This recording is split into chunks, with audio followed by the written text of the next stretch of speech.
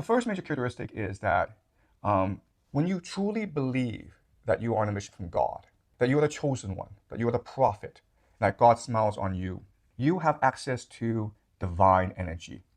What is divine energy? Let me give you an example. Maybe you're a mother and you're taking your 3-year-old into the forest. You get lost and you're wandering the woods, and then suddenly a black bear pounces on you.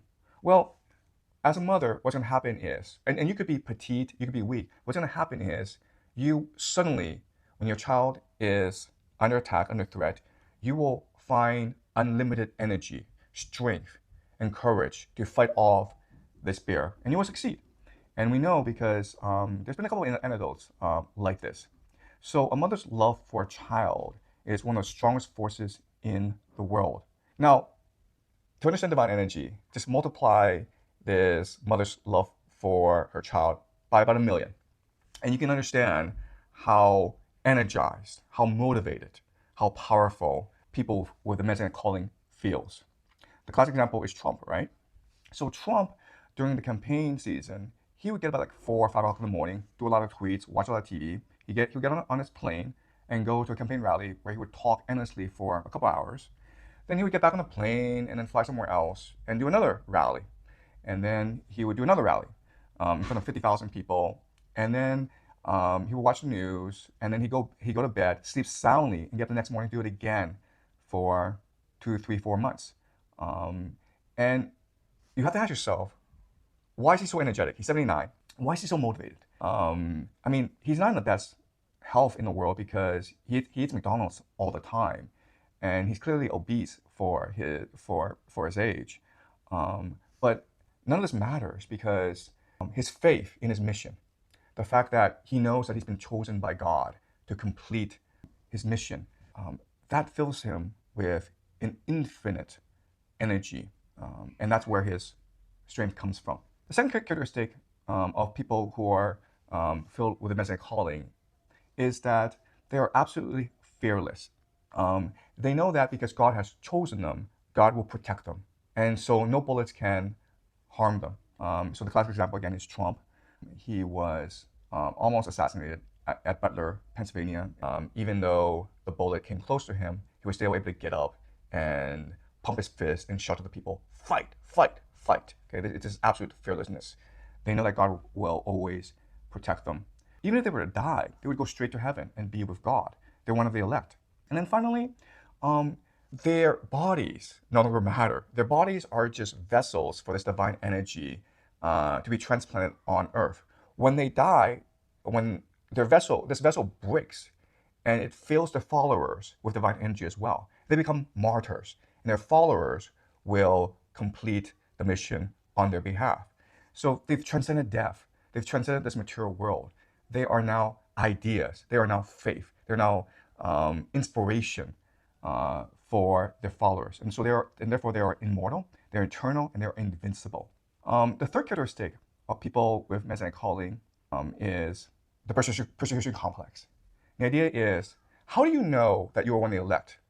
How do you know that God has chosen you?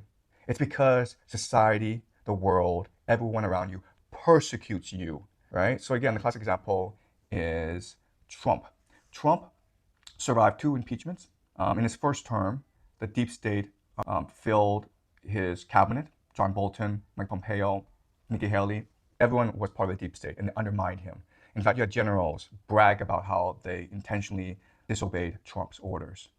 In fact, you had one general, Mark Milley, who told the Chinese government, don't listen to Trump, he's not really in charge. If you have any issues, call us directly. Okay, so they were undermining him.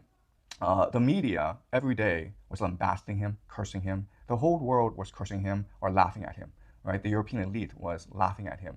Remember when Trump was talking about the Nord Stream pipeline and how it would cause German dependency on Russian oil? Those German ambassadors were at the back of the United Nations just laughing their heads off. After he left office, Trump had to survive lawfare, right? They raided his home at Mar-a-Lago. They tried to bankrupt him. They tried to throw him in prison for extremely spurious offenses. So Trump feels he's persecuted, but that's good for him. That energizes him because it makes him feel that God is testing him. God wants to know, do you truly believe in your mission? Are you truly committed to your mission? And through this persecution process, Trump will develop more and more faith, more strength, more power. This divine energy is filling him, and this divine energy will allow him to fulfill his mission. Let's look at the Ayatollah. Right now, the world's most sophisticated intelligence agency, Mossad, is hunting him. They want to assassinate him. The American military, the most powerful military in human history, with their precision bombs, with their satellite technology, they're hunting the Ayatollah as well. And the Ayatollah is 86. So given all this, how does the Ayatollah feel right now? And the answer is he feels ecstatic. He's never been more alive. He's never been more energetic. He's never felt more vibrant in his life. He feels as though the moment he's been waiting for all his life, the moment he's dreamt of all his life, the opportunity to kill the great Satan, it is now before him. And so he's not going to die.